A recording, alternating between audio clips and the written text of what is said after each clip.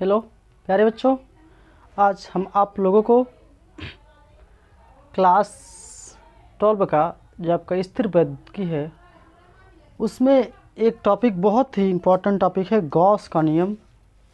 जिस तरीके से आपको भोजन ज़रूरी है, ठीक उसी तरीके से क्लास 12 में एक गॉस का प्रमेय परीक्षा की दृष्टि से उसी तरीके से क्या उपयोगी है।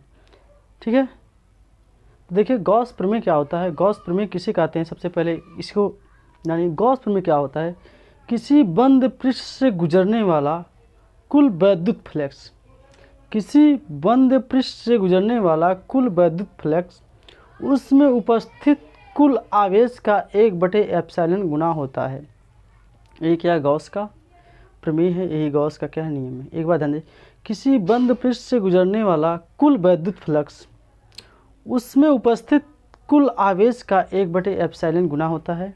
यही क्या है, गॉस प्रमेय है। देखिए, किसी बंद पृष्ठ से गुजरने वाला कुल विद्युत फ्लक्स उसके अंदर उपस्थित कुल आवेश का 1/एप्सिलॉन गुना होता है। यही क्या है आपका यही आपका क्या है, गॉस का नियम। अब ध्यान दीजिए गॉस का नियम। देखिए मान लीजिए आपका क्या है, मान लीजिए आप ये आपका क्या है, मान लीजिए कोई आपका क्षेत्रफल है, मान लीजिए ये आपका क्या है, कोई बंद पृष्ठ है। देखिए ये आपका क्या है, बंद पृष्ठ है, बंद पृष्ठ है ना। मान लीजिए इसका जो वैद्युत फ्लक्स है वह क्या फाई ई है, क्या है फाई ई है, क्या है इसमें जो वैद्युत फ्लक्स है वह क्या फाई ई है। मान लीजिए इस पर आवेश क्या क्यू है। तो कूलाम के नियम के अनुसार आप देख लीजिए, मान लीजिए तो क्या हो जाएगा, फाई ई बराबर क्यू बाई एप्सिलॉन नॉट। समझ में आ गया, ये आपका क्या है, गॉस का प्रमेय है।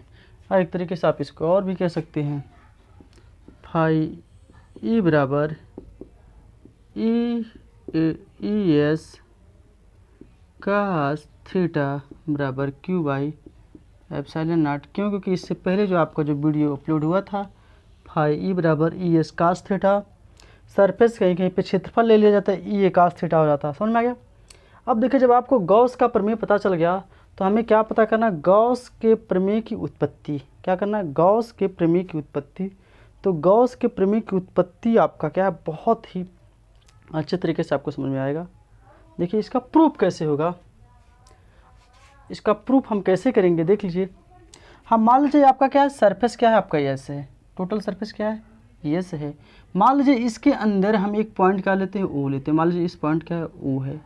हम ओ पर क्या लेते हैं, एक प्लस चार्ज क्या ले लीजिए, क्यू ले लीजिए। ओ पर क्या ले लीजिए, एक प्लस चार्ज क्या ले क्यू ले लीजिए। और आपका बिंदु आपका जो ओ है, ओ से इस सरफेस पे हम क्या पॉइंट ले लें, एक पॉइंट क्या ले लें, पी ले लें। इस सरफेस पे क्या पॉइंट ले लें, क्या पी ले लें। और ओ से जो पी की दूरी है वह क्या ले लें, हम आर ले लें। क्या ले लें, हम आर ले लें। जैसे ही पी बिंदु लेंगे तो हम यहाँ पे छोटा सा क्या ले लेंगे, सरफेस ले लेंगे, छोटा सा सरफेस जिसका क्षेत्रफल हो जाएगा, जिसका क्षेत्रफल आप मान लीजिए क्या है, डी एस है, जिसका क्षेत्रफल क्या है, डी एस है। और जो विद्युत क्षेत्र की तीव्रता का दिशा होगा वह क्या होगा, इधर होगा, ई होगा। ठीक, और मान लीजिए आपका क्या यूनिट एन, आप इसके बीच का कोण क्या है, थीटा है।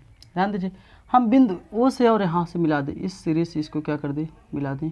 और बिंदु ओ से जो आर वाला सिरा है, इधर वाले के सिरे को क्या कर दें, मिला दें। और ये आपका क्या है, आर है। अब देखिए किसी भी अगर जो कोई ठोस है, गोलाकार है, उस पर जो कोण बनता है, उसके किसी बिंदु पर जो कोण बनता है उसको हम क्या बोलते हैं, घन कोण कहते हैं। घन कोण को हम क्या करते हैं, ओमेगा से व्यक्त करते हैं। यहाँ पे जो ओमेगा के स्थान पे क्या है, डी ओमेगा। क्यों, क्योंकि ये छोटा सा है, ये आपको छोटा सा है। समझ में आ गया क्या। मान लीजिए आपके पास क्या एक क्लोज सरफेस लेंगे, उस पर हम क्या लेंगे, कोई पॉइंट्स ओ लेंगे, ओ पर हम क्या लेंगे, एक प्लस चार्ज क्यू लेंगे। प्लस जो बिंदु आपका पॉइंट्स ओ है, ओ से हम क्या करेंगे, इसके सरफेस पे एक पॉइंट क्या लेंगे, पी लेंगे, पी लेंगे। पी जब ले लेंगे तो इसके चारों तरफ हम क्या करेंगे, एक स्मॉल छोटा सा सरफेस क्या लेंगे, डी एस ले लेंगे। डी एस जो ले लेंगे उसके सारे कोनों को क्या करेंगे, मिला देंगे।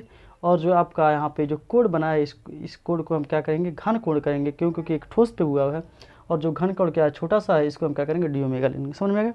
तो आपको हूबहू ऐसे ही लिखना है। तो उत्पत्ति देख लीजिए आप लोग, इसको हम थोड़ा रफ कर दे रहे हैं। आप लोग स्क्रीनशॉट लेना चाहते हो तो ले लीजिए। चलिए ले लिए होंगे आप। देखिए इसका जो प्रूफ थोड़ा बड़ा है फिर भी बहुत अच्छा है, बहुत इजी तरीके से हो जाएगा।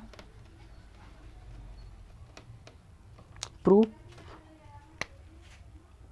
PROOF, इसका प्रूफ। तो प्रूफ में आपको लिखना क्या है, देखिए माना आपका क्या एक सरफेस है जिस पे हम क्या करेंगे, एक पॉइंट क्या लेंगे O लेंगे, ऊपर हम क्या लेंगे एक प्लस चार्ज क्या लेंगे Q लेंगे, Q से बिंदु O से इस सरफेस पे एक पॉइंट क्या लेंगे P लेंगे, O से P की दूरी क्या है R है। समझ में आ गया, इतना तो आपको लिखना है। तो हमें क्या लिखना है, बिंदु O पर, तो हम देखिए कहाँ से लिख रहे हैं, बिंदु O पर प्लस Q आवेश, बिंदु O पर प्लस Q आवेश के कारण विद्युत क्षेत्र, आवेश के कारण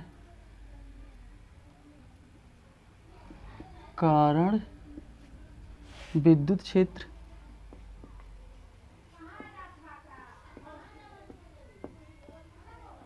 विद्युत क्षेत्र E बराबर क्या होता है आपको पता है, 1/4πε0 Q/r²। क्या होता है, 1/4πε0 Q/r²। जो इसका दिशा होगा वो क्या होगा, जो इसकी दिशा होगा O से क्या होगा P की तरफ होगा, उसकी जो दिशा होगा O से क्या होगा P के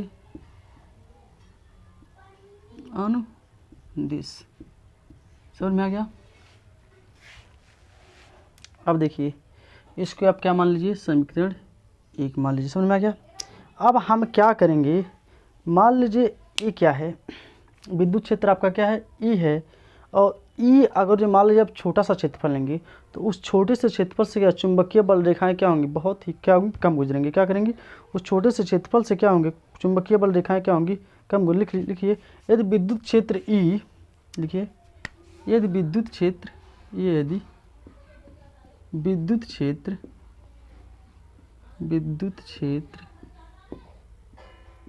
E तथा विद्युत क्षेत्र आपका E हो गया, और अब इसके साथ में क्या लेंगे, अब देखिए जो क्षेत्रफल है, मतलब ये आपका ds जो क्षेत्रफल है, क्षेत्रफल से मान लीजिए ये दोनों क्या है, एक थीटा कोण पे, क्षेत्रफल के साथ क्षेत्रफल सदिश के साथ थीटा कोण पर क्या है, स्थित है। तो आपको पता है थीटा कोण पर स्थित है, तो इसमें जो चुंबकीय बल रेखाएं जो होंगी तो आपको पता है फाई ई। तो फाई ई होता है, यहाँ पे छोटा सा क्षेत्रफल है, छोटा का क्षेत्रफल के लिए हम कहेंगे डी फाई, करेंगे क्या करेंगे डी फाई। तो आपका डी फाई ई बराबर ई छोटा सा क्षेत्रफल, तो छोटा था चुंबकीय फ्लक्स, चुंबकीय फ्लक्स विद्युतीय flux E D S cos theta. समीकरण आपका क्या होगा, दूसरा हो गया। देखिए छोटे से क्षेत्रफल के लिए छोटा सा चुंबक विद्युतीय फ्लक्स यहाँ होंगे, डी फाई बराबर E D S cos theta. इसको आपको पहले वीडियो में क्या किया गया, पढ़ाया गया। अब देखिए समीकरण 2 हो गया, क्या हो गया आपका, समीकरण 1 हो गया। समीकरण 1 और 2 से, समीकरण 1 और 2 से,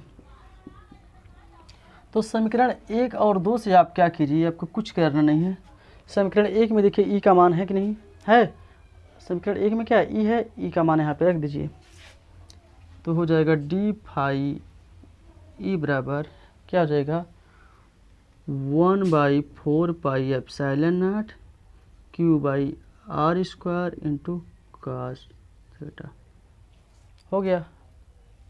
इसको आप समीकरण क्या मान लीजिए, 3 मान लीजिए। अब देखिए कास θ/r² जो आपका होता है, ये आपका क्या होता है, घन कोण, मतलब इसका जो वैल्यू होता है ये चीज़ और छूट जा रहा है, ds कास थीटा। देखिए D S cos theta by R square ये आपका डी ओमेगा के बराबर, जो आपका एक घन कोण है इसी के क्या होता है, एक बराबर होता है। देखिए तो आप ध्यान दीजिए समीकरण 3 में घन कोण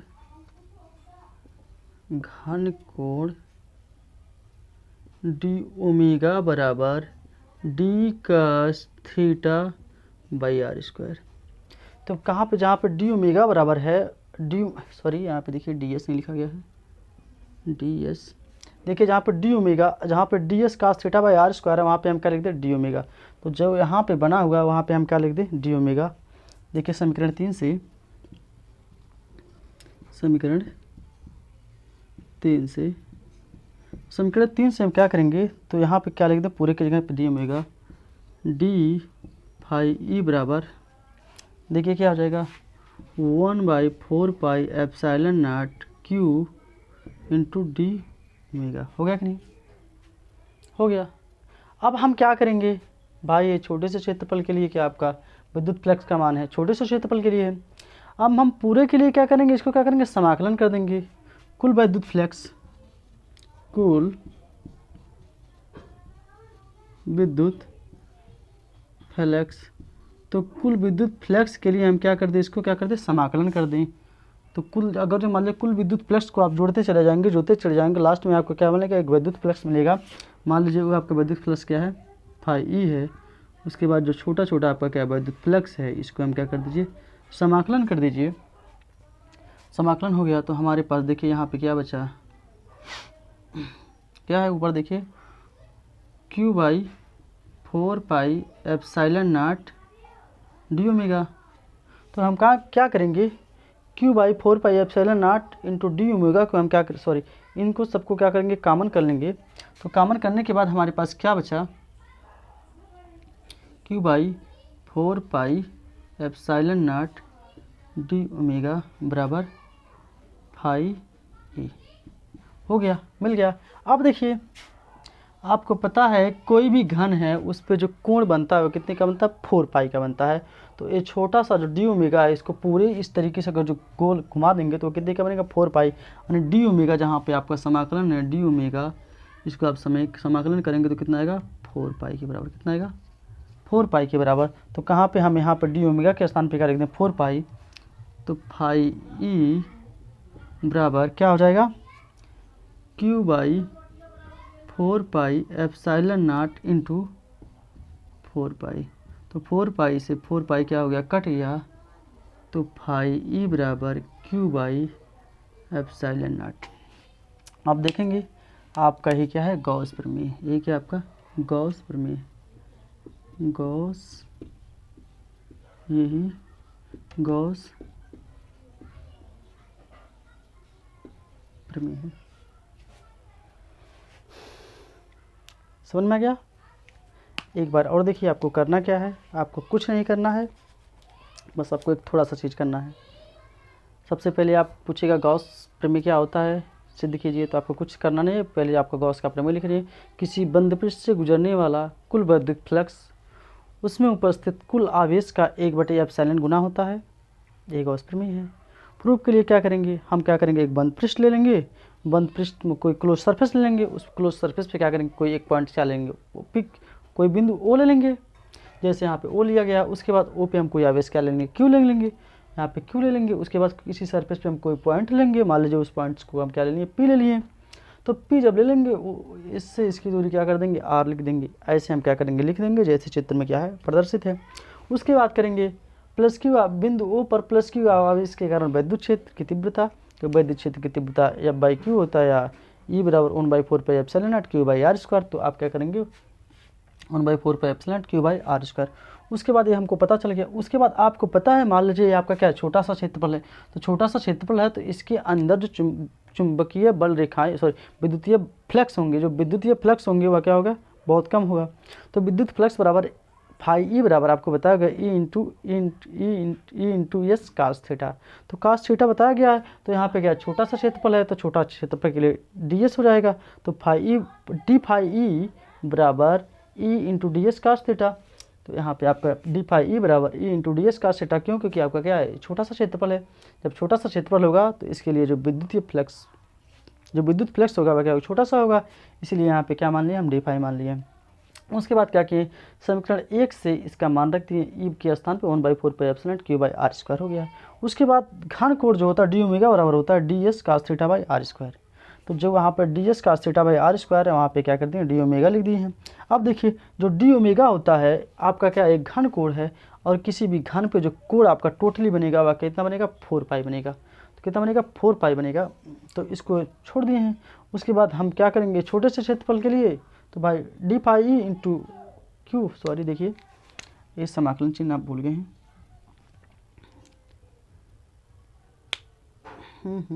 नहीं सही है, चलिए ये है छोटे से क्षेत्रफल के लिए डी फाई ई।